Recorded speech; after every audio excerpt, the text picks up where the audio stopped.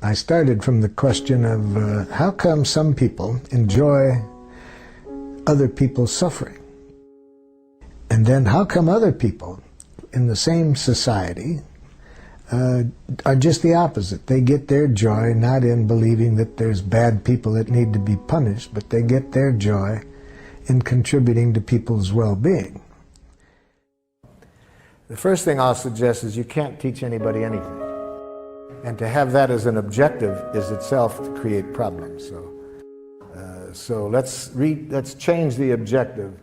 Let's never try to teach anybody anything or to change anybody. If that's your objective, you'll create resistance. Saying what we don't want doesn't make clear what we do want. But worse than that, if we frame our objectives in getting rid of something, it leads to violence very often. It makes violence seem attractive when we try to get rid of something.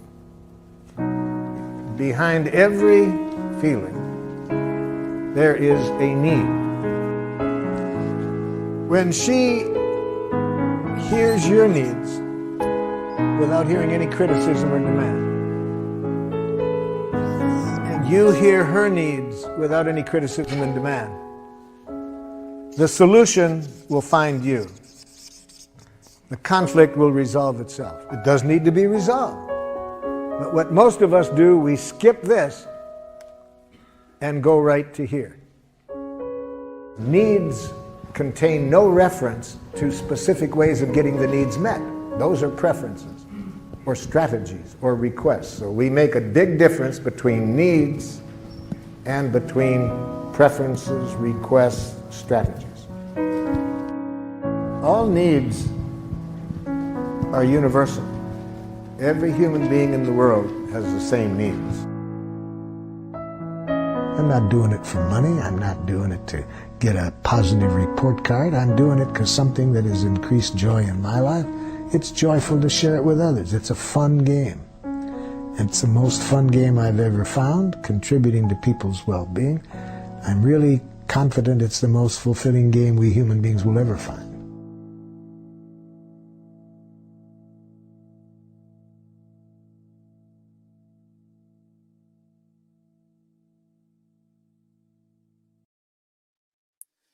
Welcome to Igniting Compassion. I'm your host, Katrina Valancourt, founder of the Love Smart Cards, and this show is sponsored by Love Smart Cards and by Spirituality Gone Wild. All of the shows are available on spiritualitygonewild.com, and if you become a member, you have access not only to these shows, but everything that Spirituality Gone Wild offers. So I love this video of Marshall. It truly is a joy. Once you learn these tools of nonviolent communication, it truly is a joy to share it with others. And I feel so blessed for the opportunity to be interviewing some of my favorite teachers and leaders in the field of nonviolent communication. Last week we had Jim Manske, and this week we have his beloved and beautiful wife, Jori Manske.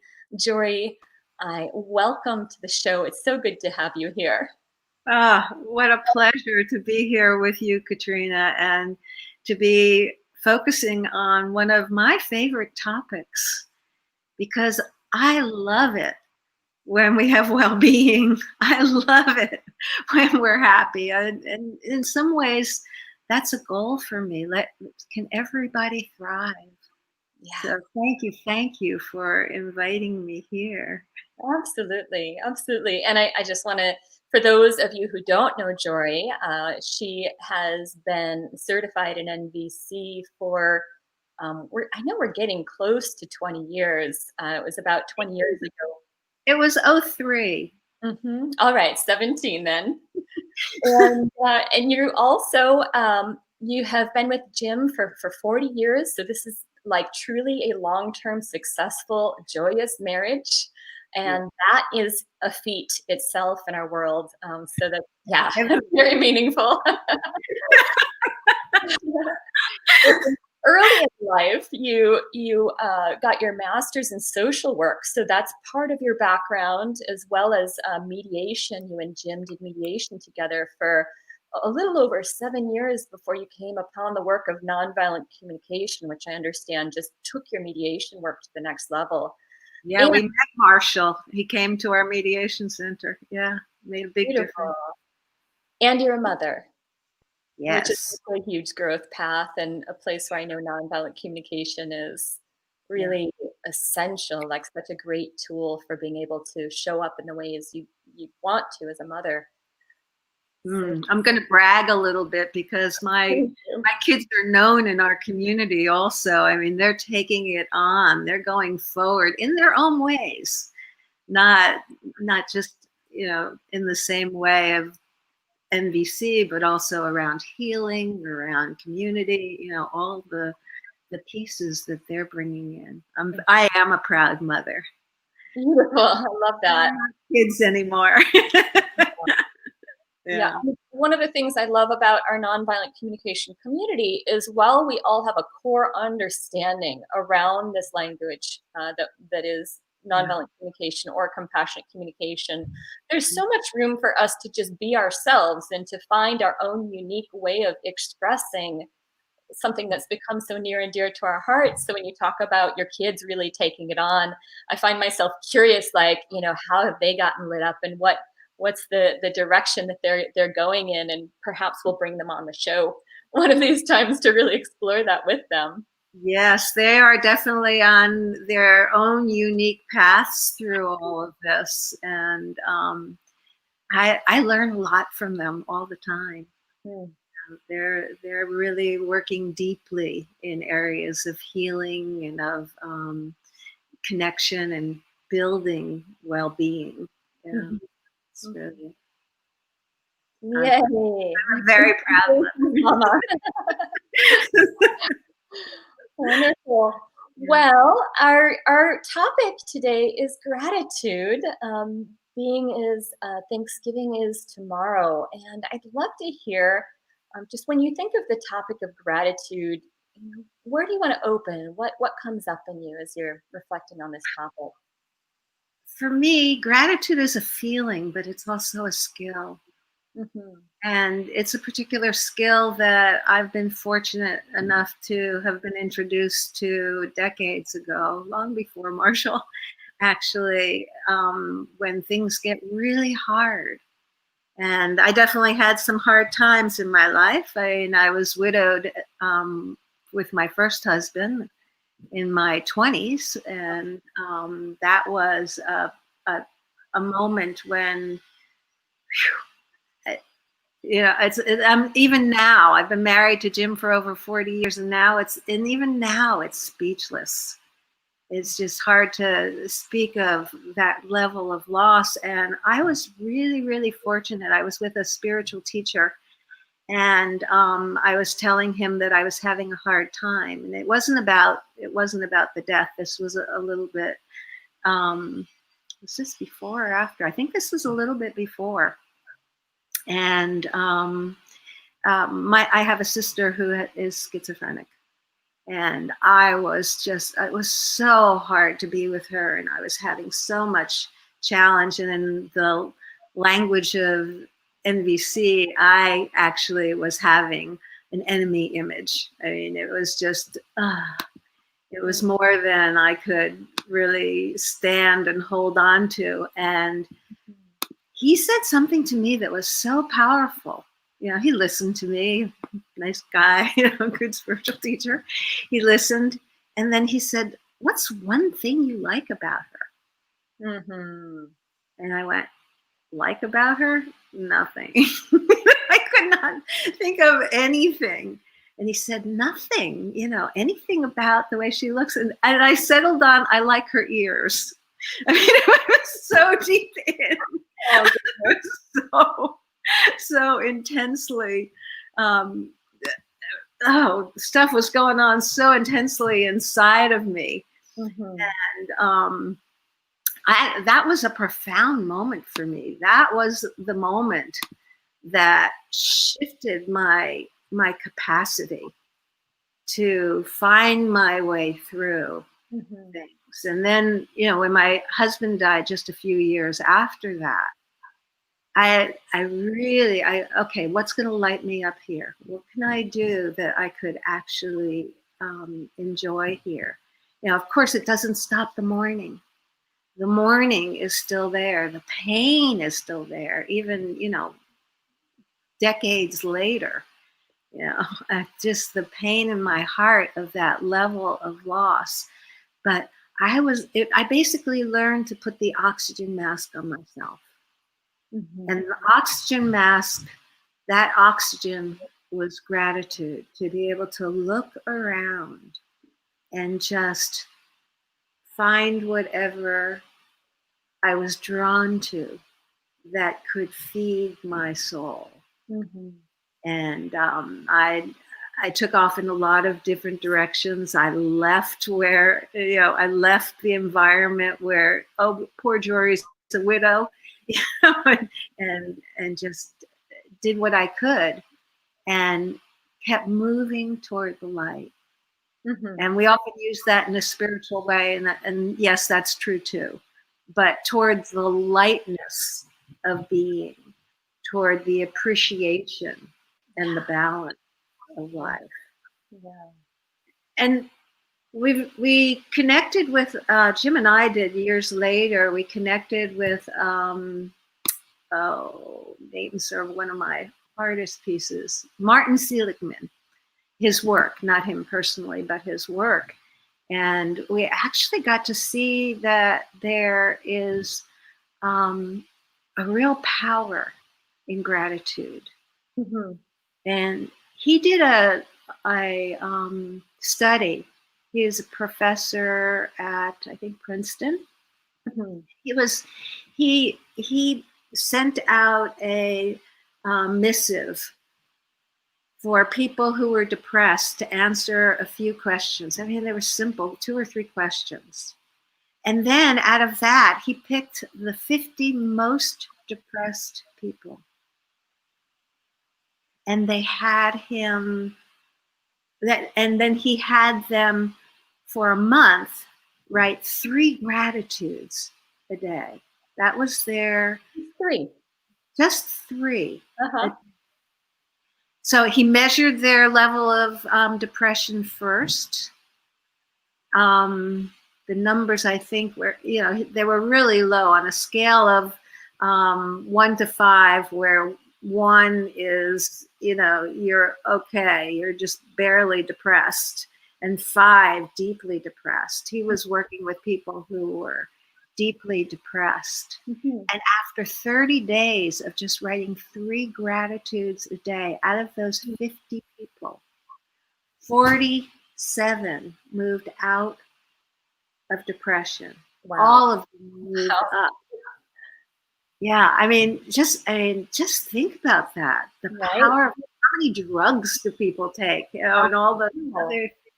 Yeah. Definitely. I'm reflecting on only 3 gratitudes a day, and also how that maps onto the teachings that you got from the spiritual teacher when you've gone through this difficult loss of your husband. You've got these challenges with your sister.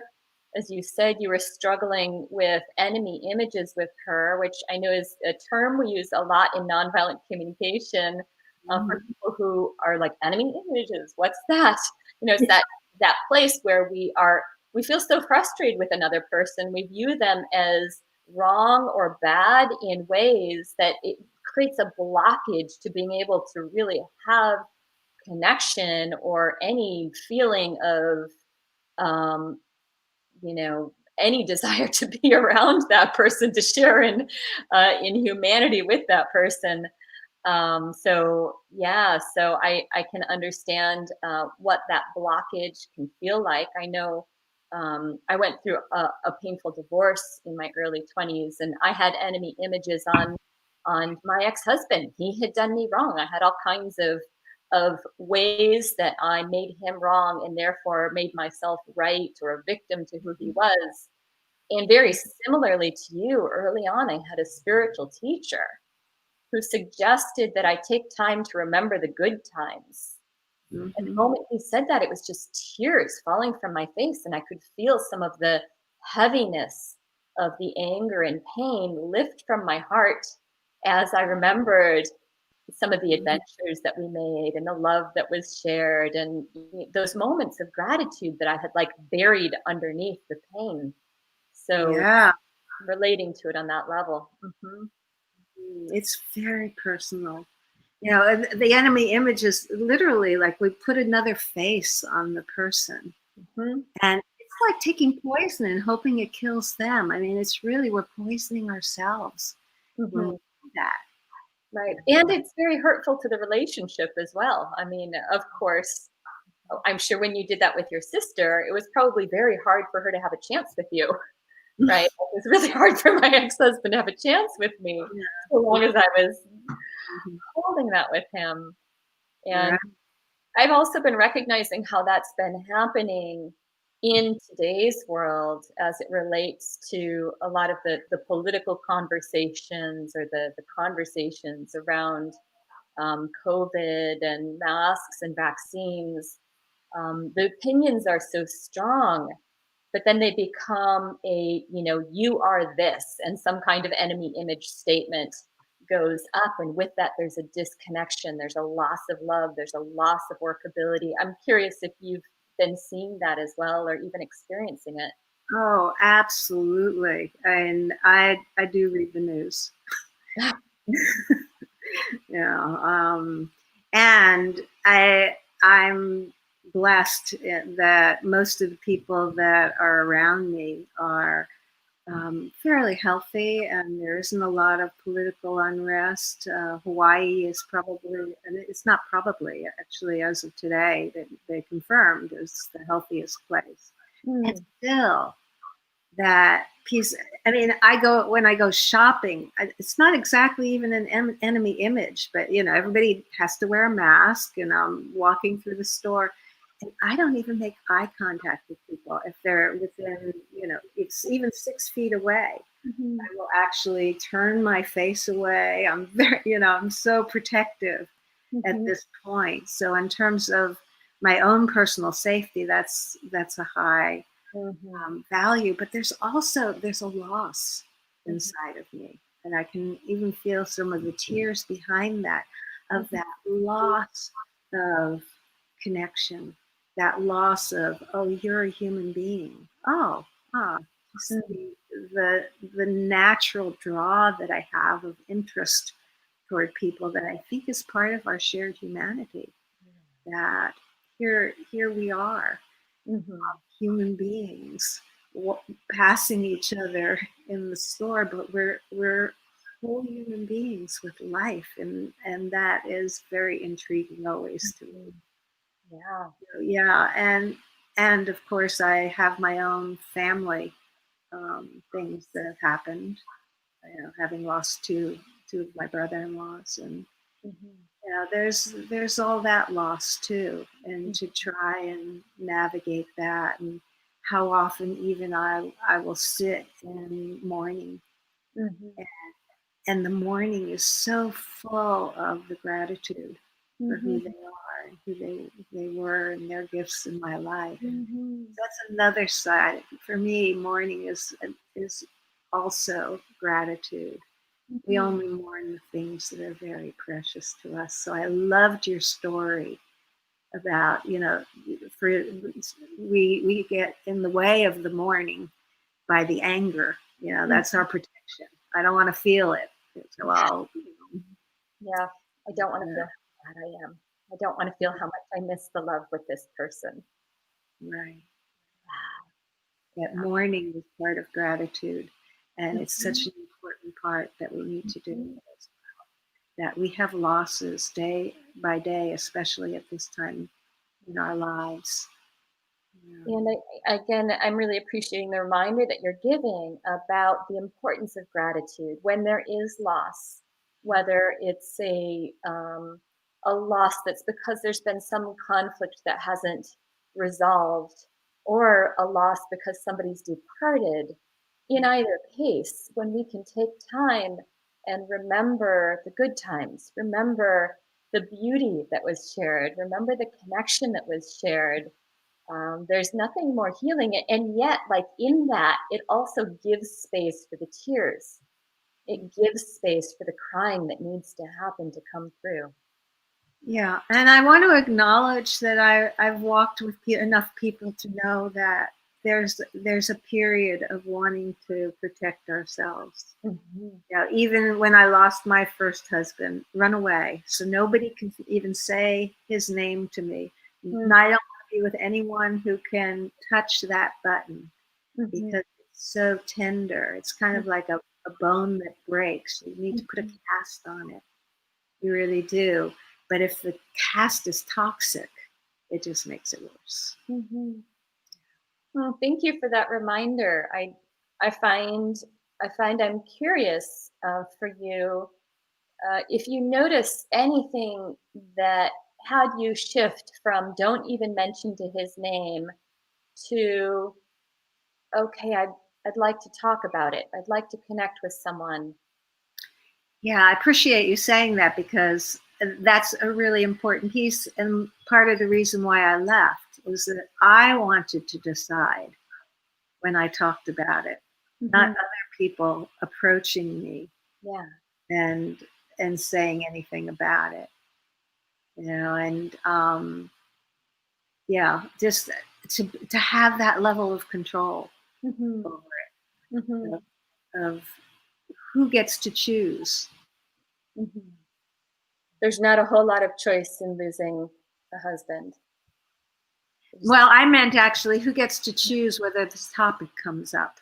Uh-huh. You know? And I know for me, it was really important that I got to choose whether I was wanting to talk about it, rather than all the people going, "Oh, poor you," or, you know, or in other cases where it's not a death, you know, "Oh yeah, he was an idiot," you know, or she was, or something like that.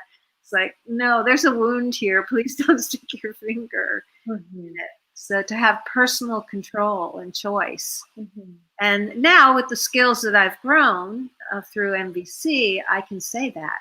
I can just say, this is a topic I just don't want to talk about right now. Would that work for you? You know, something along those lines. Or, I mean, worst comes to worst, I got to go to the bathroom right now. Sorry. It's like whatever it takes. Create a boundary around. Yeah, to realize I'm not a victim, that I actually do have choice about whether I am putting my attention in certain areas that are painful. Mm-hmm. And do you have awareness, or can you see where a shift happened and where you went from "I don't want to talk about it" to something starting to open? Was it with that spiritual teacher and the piece about gratitude, or was it? It was little by little. It was when it came up and finding someone who was there. Mm-hmm. You know, it's just not it wasn't like a big breakthrough. Mm-hmm. It was, you know, this is part of my life, and then this is the rest of my life. And when I want to deal with this part, it's crazy looking in the screen. I forget which hand is which. Mm-hmm. But you know, when I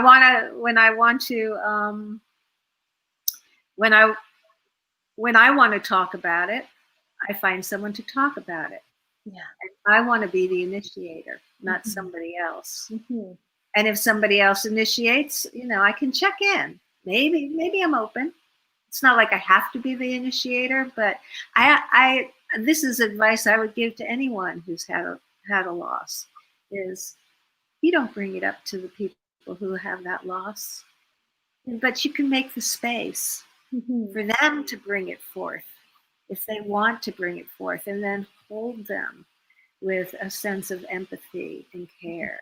To really, for me, it's so important that we acknowledge each other's pain, and pain comes out in various ways. It can come out with tears. Those are usually the easier ones to try and be with. It can come out in screaming. I mean, think of a 1-year-old who's screaming because the toy's not there.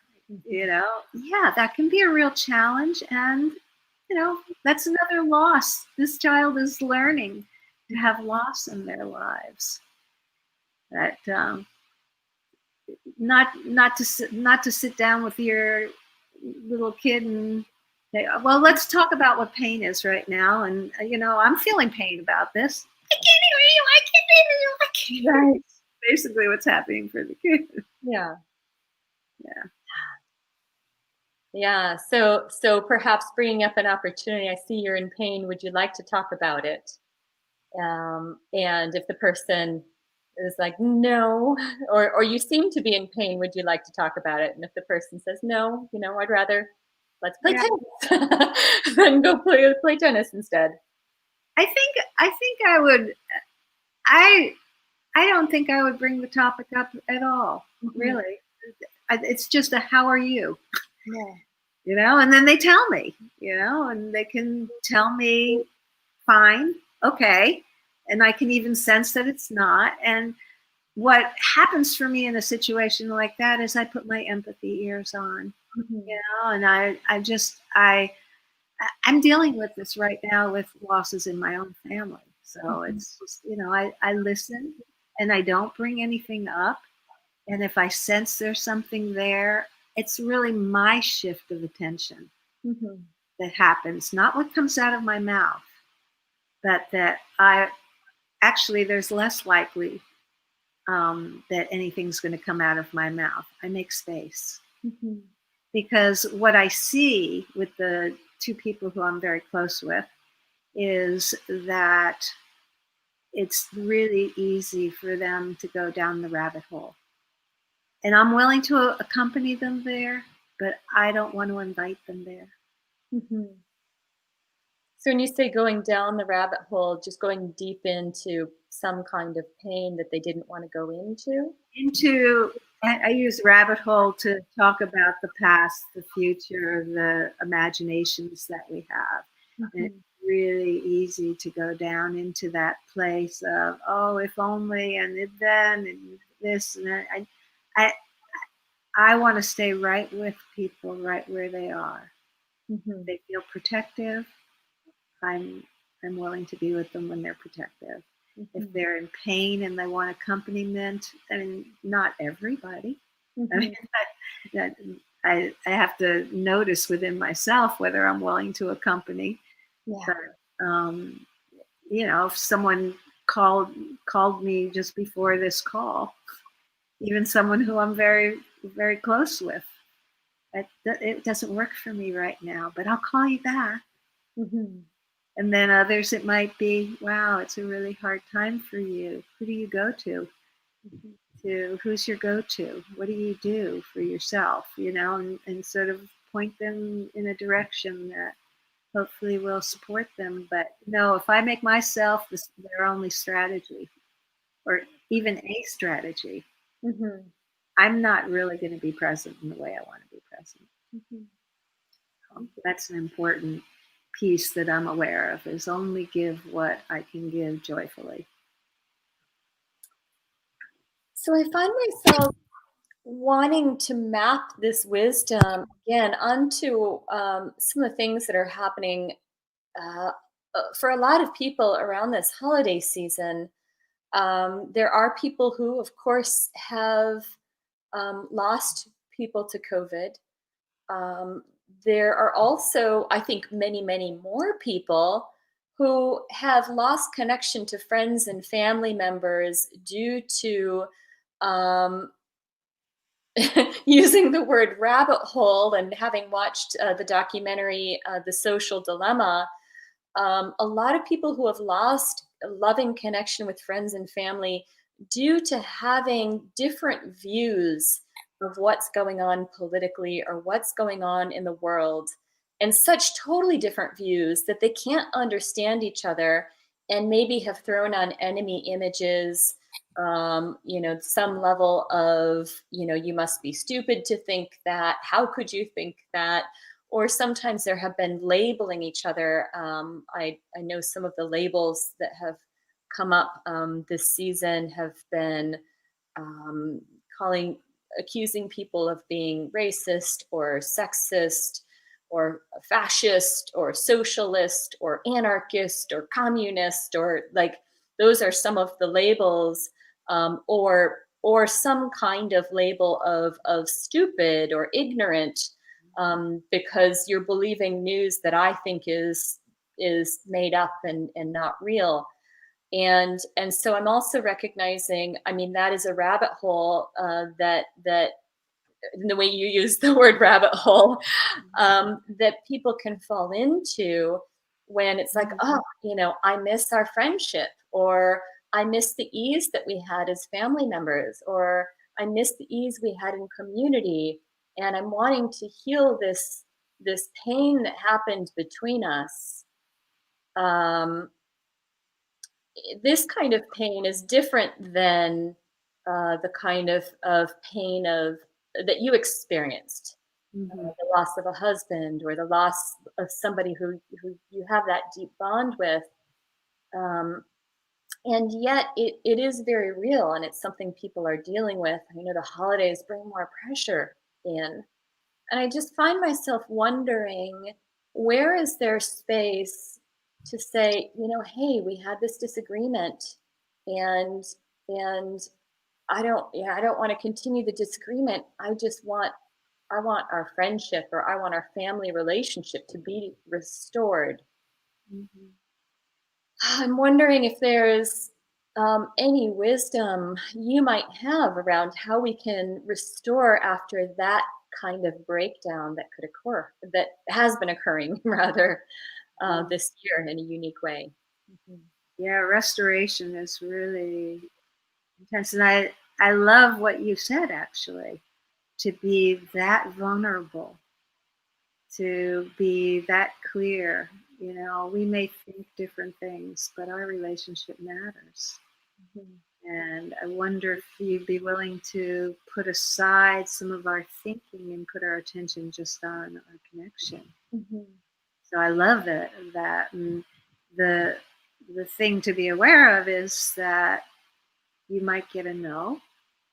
And so to, first of all, do your inner work to be prepared for either the no or the but. But this matter, whatever they're going to put after that. So for me, it's about doing a fair amount of inner work and being really clear, and allowing myself to disappear for a period. It makes, and I don't mean not connecting. I mean to shift my attention sufficiently away from myself and just walk with that person. So I do a fair amount of inner work before I invite that conversation. Jim and I talk about the 0 step. Really, 0 step means that I'm alert, I'm present, I'm grounded. My being is in a healthy state emotionally, and I'm awake and open to what comes next. And that, just asking yourself that question: am I open to the outcome here? Is my nervous system okay? I mean, literally having those conversations so that whatever you get back, you are prepared for. And then the next step would be to invite the conversation. Jim and I have put together, you've probably seen the 9 skills for navigating conflict, and right at the center of that circle is the 0 step. And that's like ground zero. So at any moment, I'm going back to, okay, how am I now? How am I now? And what I have found, the good news is that if I'm with somebody who gets upset and I go back to ground zero, and then I realize I need self-empathy, I've really trained myself to do that. And to be able to defocus my eyes so the other person doesn't even know that I've shifted my attention from them and put the oxygen mask on myself to really attend to. I use that analogy a lot. I travel a lot. Not these days, but we do trainings around the world. But the oxygen mask on, it means, attend to my own needs first and foremost. So that your resource can come back to that 0-step place. Your nervous system is calmed. You're able to maintain an open-hearted presence and true care for the person in front of you while holding yourself with that same care. And to know that 0 step, that ground zero place so well. Really befriend it, be very aware of it, practice it. Most importantly, so that you know when you're not there. Yes. That when you've gotten off-centered and you're into a bit of a reaction as opposed to being really a choice. Or, I have my agenda. I've got to get my agenda in here. It's mine, and I got to get going. Right. For me, it's for me when I say oxygen mask on myself, it's self-empathy.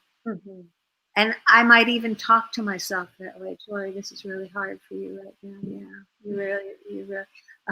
And I'm putting a lot of attention on what my body feels like. Even talking about it, I start to feel some of the vibrations in my chest and my back.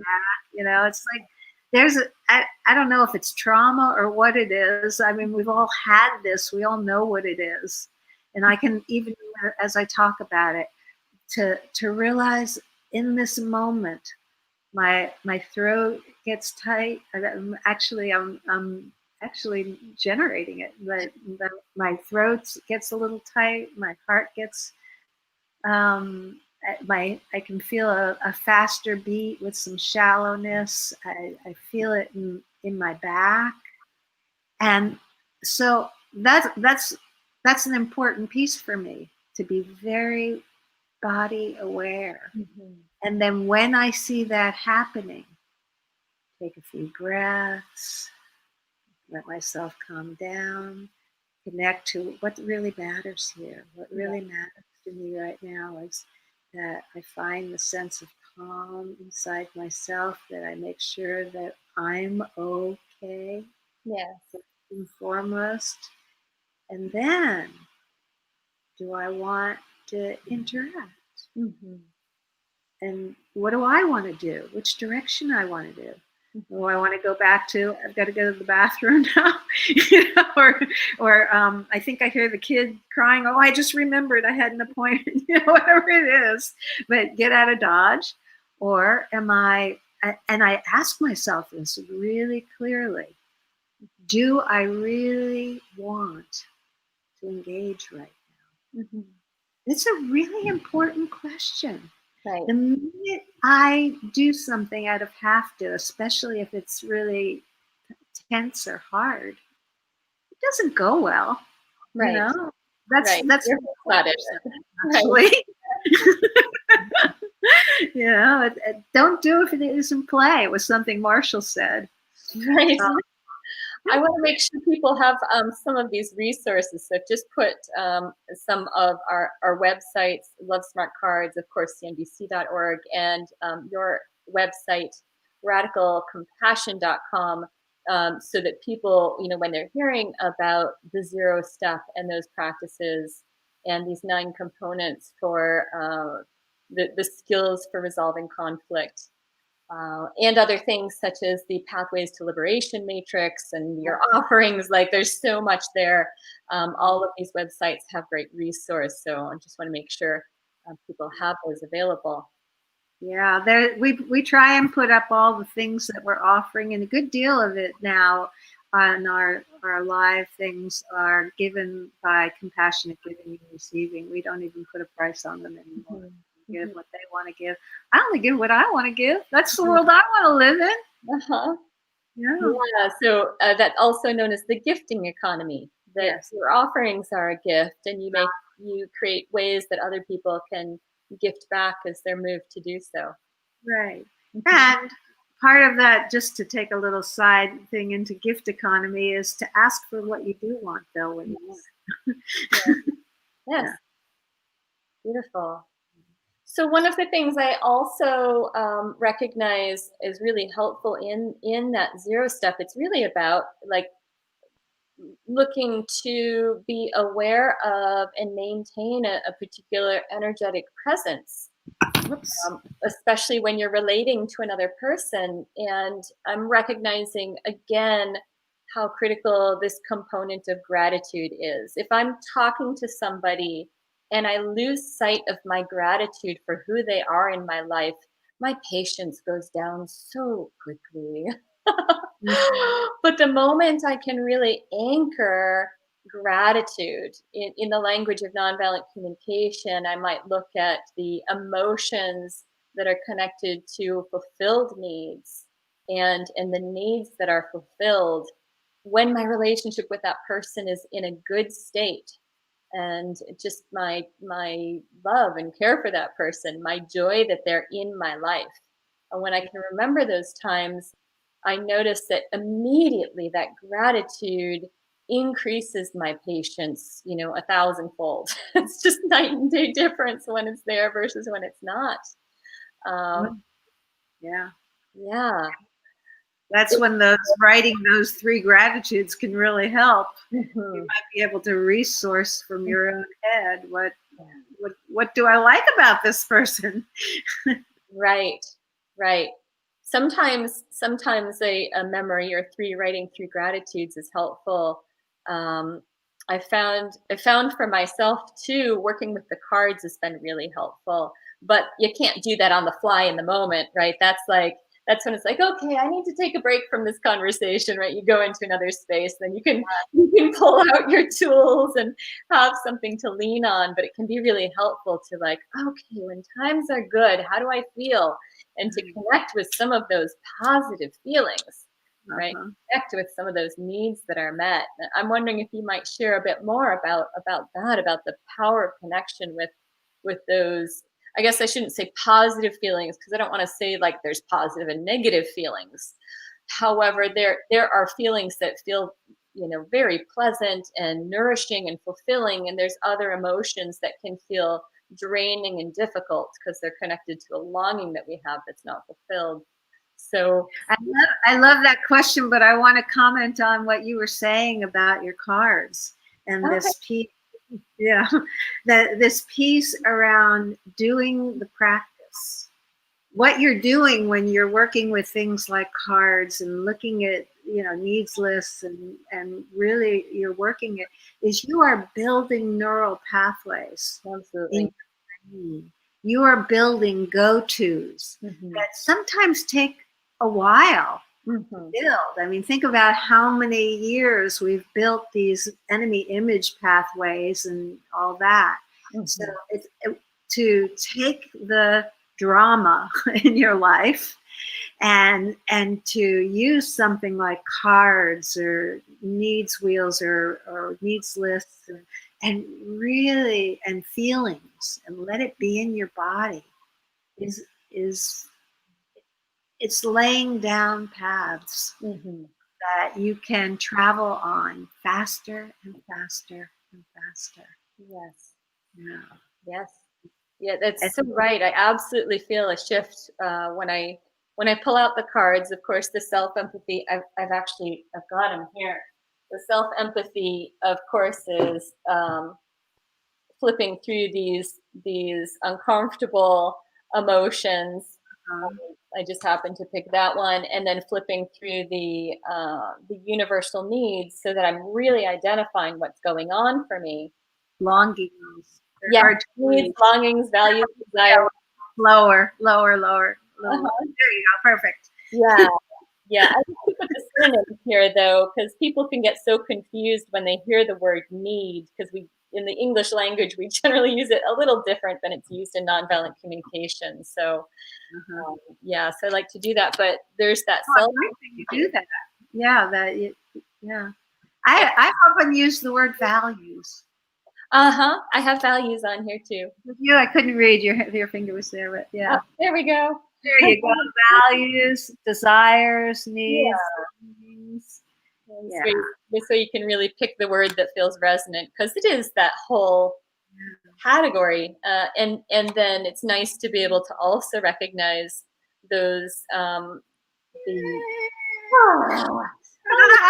Things that are like, oh yes, I'm glad I've got these in my life too. And to recognize that our needs are met, again, to fill that cup with gratitude as a way of nourishing the connection, of raising the patience. But like when I actually flip through the entire deck of cards, and there's quite a few words here. I feel that, as you said, that the neural pathways, I can feel that shifting. I can feel my biology shifting, like more serotonin and dopamine and oxytocin flooding my system from the simple practice of reading words to feel their resonance in my body. Yeah. And the positive feelings especially, because actually when in measurement around depression is that you have one negative to one positive. Generally you're 50-50. Mm-hmm. And then two positives to one negative is like we used to say, people in New York walking down the street, they don't even see each other, you're just kind of thriving. I'm fine. You're able to put one foot in front of the other. Yeah. And of course we talked about how deep depression can get, but Mm-hmm. 1 is the threshold on that, 2 is surviving, and 3 to 1 is thriving. Mm-hmm. And so really making an effort to get that 3 to 1. That's why we talk about 3 gratitudes, because it's likely to bring in that. And some people, they did it on 3, but I don't feel limited. Mm-hmm. There is a threshold though called manic. That's 9 to 1. Oh wow. We've lost touch with reality. Okay. Wow. Yeah. Yeah, I'm just reflecting on how that's such an interesting ratio for an internal state of emotional well-being. This idea of 3 gratitudes for every challenging emotion, and reflecting on how Gottman discovered the 5 to 1 ratio in a marriage relationship. That you need to have a minimum of 5 gratitudes for every 1 difficulty for a marriage to thrive. So it goes, the requirement of being able to have these skills goes up as soon as you come into relationship. Absolutely. Mm-hmm. And actually relationships are 5 to 1, but organizations are 6 to 1. Oh wow. Yeah. Mm-hmm. Right. So anytime you're doing coaching in an organization, especially if you're looking at management or hierarchical structures where there's that kind of dynamic, I would imagine like really teaching managers like appreciate, acknowledge, do a lot of that while also asking for the work that needs to be done. Yeah, to celebrate that the work has been done. Mm-hmm. To celebrate. Yes. That. Not just feel good, oh, you're nice, but I mean real observations. Mm-hmm. Because if a company, even if it's struggling, if it's surviving, there's still a lot that's going on that's working. Yeah. You don't want to throw the baby out with the bathwater. I have these great sayings in my head. But you really want to be able to preserve and celebrate, mm-hmm. to lift yourself up, to even have the vitality, mm-hmm. to be able to go into the tough stuff. And to seek to lift up those around you so that your relationship has resiliency. Your relationships have resiliency. Yeah, when we talked about conflict, what we have that the 9 skills, one of the skills is inviting. Mm-hmm. That before you even start to bring something in, especially if it's challenging, mm-hmm. that you invite people to have the conversation, which levels the playing field, first of all. Mm-hmm. Second of all, is really good feedback. you know, and it's feedback that, well, you know, I don't think I'm going to get what I want, or if I do, I'm going to pay the price. And it's not going to be I don't know whether the positive and negatives are going to be able to find the balance that I want, which is more positives. Yeah, but tending to our relationship with ourselves and each other is so important. We lose that sometimes in our task-oriented world. So I'm recognizing, you know, as we're focusing again on gratitude for this season, this practice of, for personal well-being, 3 gratitudes a day, whatever, like, we can truly feel grateful for, 3 gratitudes a day. Mm-hmm. In our relationship, to be cultivating at least this 5-to-1 ratio. I don't think it hurts to have a 9-to-1 ratio in relationship. That sounds like a healthy, happy relationship. So really making sure we take time to come into presence and into our hearts, where we can thank our beloved for the way they show up, for who they are in our lives. And then we have this opportunity of family connection as well. And, you know, if there has been tension, if there has been conflict, to perhaps acknowledge it, go to the 0 step first, and then acknowledge there has been conflict. And I don't want to continue that conflict. This relationship is so important to me. And I really want to take time to fill the well of our relationship, so to speak, to or fill the emotional bank account, uh, is one of the ways that the Gottmans talk about it, of this friendship, of this family relationship. You know, we've had some pain. Can we focus on why we love each other so much? Would you be willing to do that with me? Yeah, yeah, to really invite in a caring way. Mm-hmm. You know, I love you. I want to connect. I care about our relationship. Yeah. Let's And talk about some of our favorite memories. yeah. Mm-hmm. I'm not dissing that there's some other things we need to talk about first, but let's talk about why we even want to talk about it. Yeah. Why the Yeah. relationship is important, right? Right. Yeah. Jim and I did that, the 3 gratitudes really religiously for a while, until I think it was when our second child was born. And it just, we couldn't find the space for that. You know, with one we could, and then we didn't get back to it for a bit. And then we hit a bumpy part. And it wasn't just the gratitude, it was the, you know, now we have 2 kids born within 17 months. Wow. We were living in our car before even I got pregnant. We were planning to emigrate to Australia. We were doing trainings, you know, traveling and all of that before that. And suddenly it was, we've got to get our act together. We've got 2 kids now, and we've got to figure out how we can create some stability. Mm-hmm. Actually, we thought we were just going to take the first one on the road with us, but he hated the car. Then we had 2.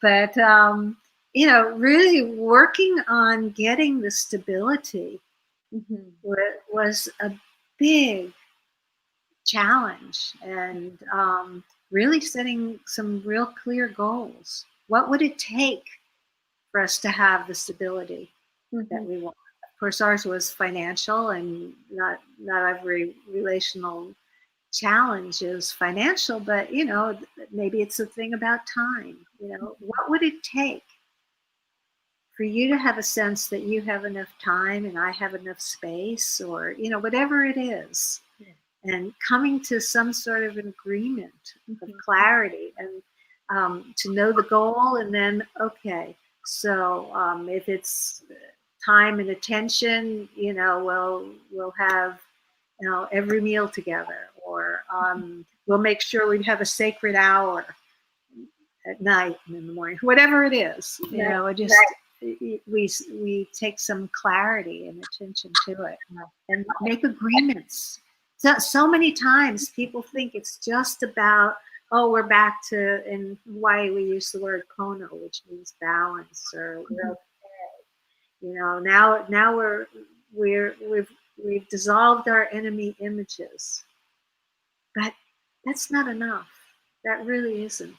Right. That's, what are the agreements that we're willing to make to be able to sustain, you know? And in our case, it was, okay, we're going to, you know, settle down and get a job and, you know, things like that. How are we going to build and grow together? How are we going to really partner? Your voice was hard for me to understand. Say it again. So how are we going to build and grow together? How do we truly partner? Exactly. How are we going to create a system where we can more reliably get our needs met? Yeah. Yeah. And so I hear you referring to those universal needs. So kind of looking through this list and looking at how do we make agreements to make sure that these needs are being met? How do we notice when they're not being met and seek to create understanding and agreements so that we are attending to this in our relationship for each other and for the relationship itself. Yeah, learning about needs from Marshall was transformative. Mm-hmm.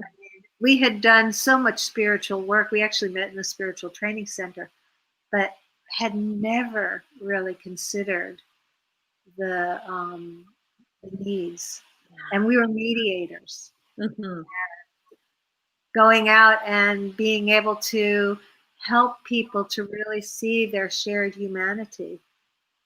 So powerful. Yeah. And of course, for us to see each other's shared humanity. Oh, you're not a monster because you want, you know, maple syrup on your breakfast, and I don't think it's a good idea.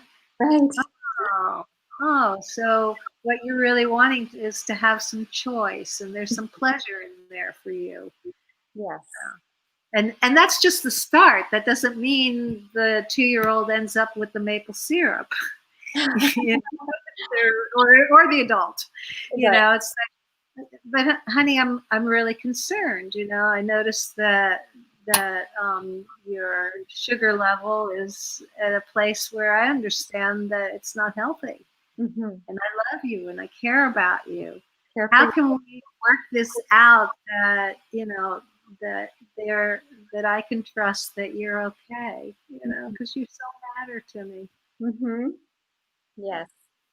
Your health is precious to me. I want you to be able to run and play and enjoy life for many, many, many, many years to come. Yes. Yeah.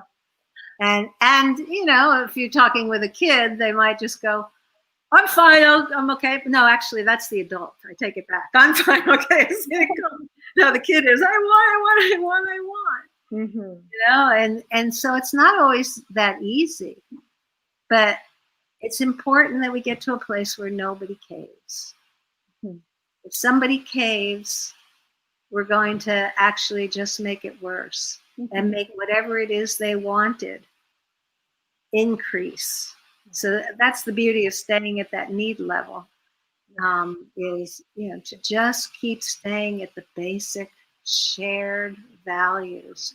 Of course, if I talk about health and well-being, even if that's dissed in the beginning, there's something inside that other person when they can, if they can hear me, because sometimes they can't. You know, there's something inside of them too that does care about their health and well-being. Yes. That does matter to them. Yes. So we're talking about something, when we bring it down to that universal level, it's unarguable. It's dissable. You know, you can diss it, but it's unarguable. Yeah. Yeah. I love that, the foundation, the importance of the universal needs list. I did put it in the chat for people who are watching the live stream, although you can also find it at any of the websites that are scrolling at the bottom of the screen. There are sometimes various ways that these needs lists are designed, but ultimately the universal needs are the same. There's about 130 of them, and I would say it is the most invaluable list of words in the human language when it comes to people really connecting heart to heart and caring for each other and understanding each other and having compassion and forgiveness. This is so much at the core of this work, is to understand that everything that we do is driven by the desire to meet these precious needs. That there's nothing that we do that can't be seen through the lens of a longing to meet these really precious needs. So, yeah, Jory, what you're saying is absolutely essential, whether it's in your marital relationship or raising your children or working with an organization or helping families to heal or doing mediation. Yeah, it really does come down to this piece, and then all the other skills around it are kind of supporting an understanding of the importance of uh, being needs aware in ourselves and in each other. And all those words are just pointers. You know, and there's probably more than 130 because there are all these different languages. True. And there's right word or wrong word, and you know, they can be categorized with, you know, what we did with our needs wheel. I don't think it had 130. It has 130, probably closer to.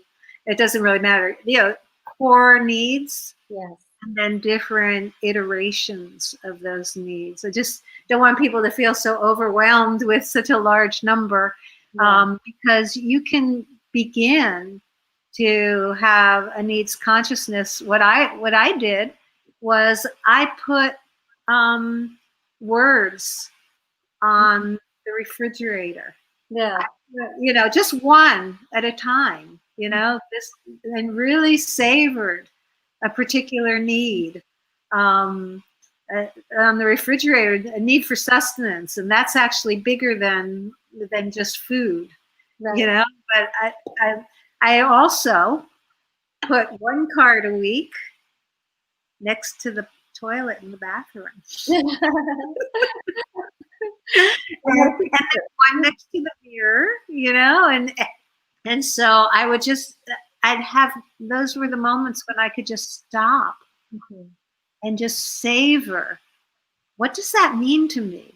What really, where, when I touch into that, what does it mean? And then connecting to the really deeper value inside of me that is wordless. You know, it's like we've got a word out here, but it's really pointing to something that is elemental to our very being. I think we have like 7 or 8 major ones, and then, you know, 3, 4, 5 underneath them. So just pick out one and hang out with it. By the way, all those 3 would be the same need, is what I did so every week, or if I felt complete with it after 3 days, I would change it. But just really sinking deep into the meaning of each of these things, because they are part of our shared humanity. They are often the very things that we diss when we become so extrinsically motivated. And I'm not saying we shouldn't be extrinsically motivated. And I want to take care of the land, and that is important to me, that other people are thriving as well. So needs aren't just inside of me. Needs are global. Yes, they are. Yeah. Well, beautiful. That feels like it's a great note to end on. Our hour has really flown by, and I just looked when you said that. Oh my God, it's an hour.